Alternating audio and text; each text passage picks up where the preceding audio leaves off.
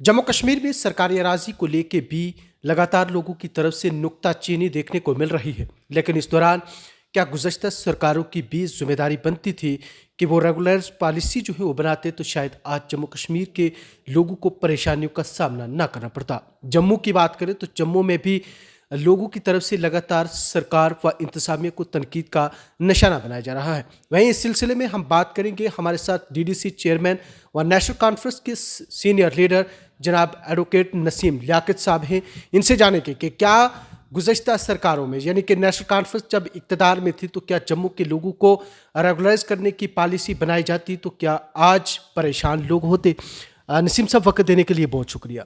जम्मू कश्मीर में आज जो सरकारी राशि को लेके इंतज़ामिया की तरफ से नया फरमान जारी किया हुआ है, लोग जो हैं वो परेशान हैं। इस दौरान नेशनल कॉन्फ्रेंस के लीडरान की तरफ से भी, साबिका जो चीफ मिनिस्टर हैं उनकी तरफ से भी मुख्तलिफ बयानात जो हैं वो सामने आते हैं। क्या मानते हैं कि उस वक्त सरकार ने अगर इन लोगों को रेगुलराइज पॉलिसी बनाई होती तो शायद लोगों को परेशानियों का सामना न करना पड़ता?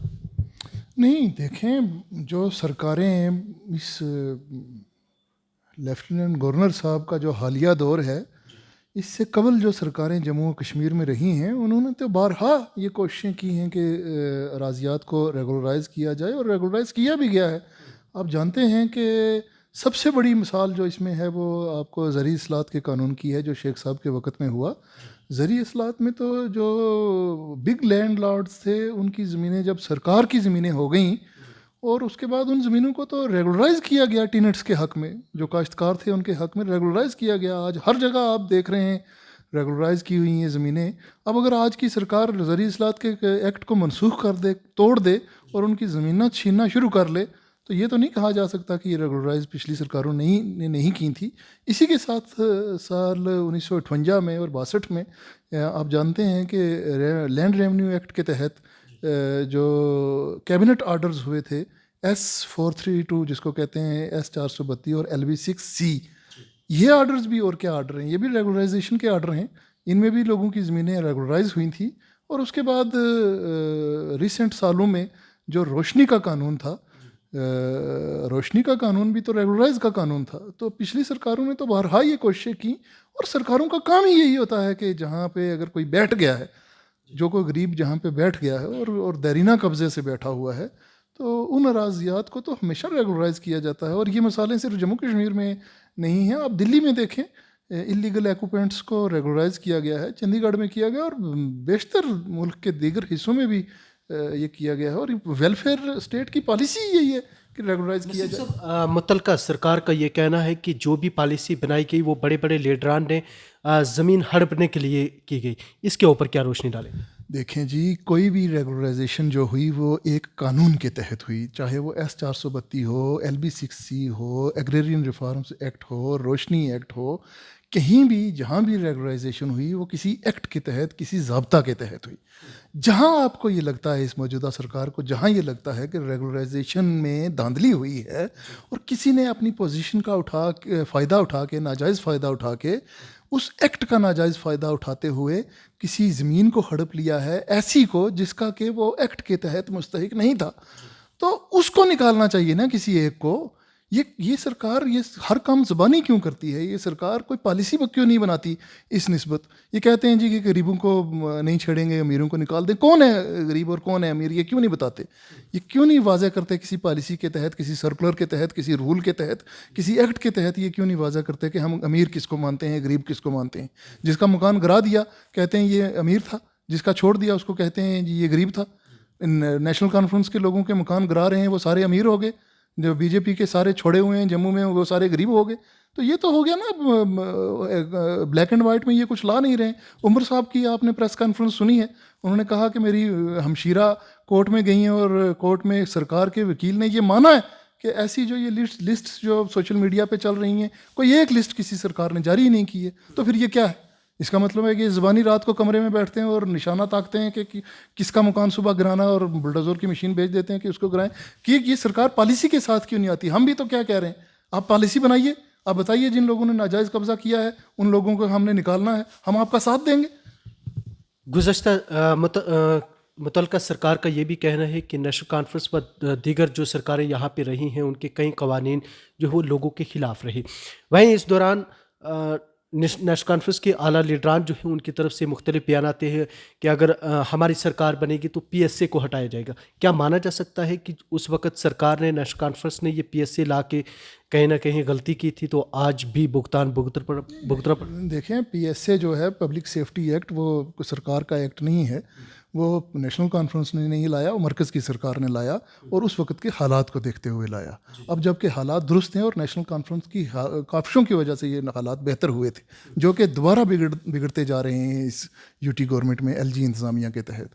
تو اس قسم کے حالات میں اگر جب لوگوں کے وہ حالات نہیں رہے جو 90s میں ہوا کرتے تھے تو آج کے دور میں تو اس کو منسوخ ہونا چاہیے. اس کے علاوہ جو یہ آج کی انتظامیہ یا حکومت کہتی ہے کہ نیشنل کانفرنس کے لائے ہوئے قانون جو ہیں وہ لوگوں کے خلاف تھے, تو آپ بتائیں کون سا قانون خلاف تھا؟ کیا زرعی اصلاحات کا قانون جو شیخ صاحب نے ایک ہسٹورک قانون لایا وہ لوگوں کے خلاف تھا؟ لوگ بھول گئے تھے اس قانون کو اور آج آپ کی ان حرکتوں کی وجہ سے جموں میں بیٹھے ہوئے لوگ جو ہیں وہ یاد کر رہے ہیں کہ یہ کس قسم کا قانون شیخ صاحب نے لایا تھا کہ غریب غربا کو سرکار کی لینڈ ریگولرائز کر کے دی تھی. دلی میں سابقہ وزیر اعلیٰ پی ڈی پی صدر محبوبہ مفتی کو بھی ڈیٹین کیا گیا. سیاسی نظریے سے آپ اس کو کس طرح سے دیکھتے ہیں؟ میں اس طرح دیکھتا ہوں کہ محبوبہ مفتی صاحبہ اس ریاست کی سابقہ چیف منسٹر رہی ہیں, وہ ایک بہت بڑی جماعت کی اس وقت صدر ہیں.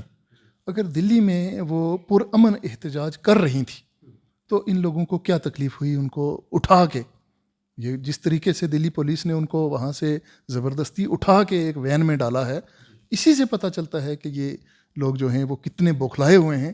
اور وہ کچھ باتیں ہی کہہ رہی تھیں کہ آپ لوگ ہمارے ساتھ یہ ظلم و ستم نہ کریں, اور آپ دیکھ رہے تھے کہ کوئی ایک ایڈمنسٹریشن کی طرف سے کوئی شخص تھا جو مائکوں کے اوپر ہاتھ رکھ رہا تھا کہ محبوبہ مفتی صاحب کی آواز جو ہے وہ میڈیا میں نہ چلی جائے.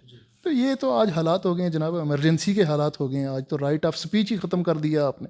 کوئی ایک اس لیول کا آدمی جو ایک ریاست کا چیف منسٹر رہا ہو, دلی میں جا کے پرامن طریقے سے اپنی بات اگر میڈیا کے ساتھ کرنا چاہتا ہے تو وہ نہیں کرنے دی جا رہی ہے, اور مائکوں پہ ہاتھ رکھ دیا اور ان کو اٹھا کے ایک وین میں ڈال دیا.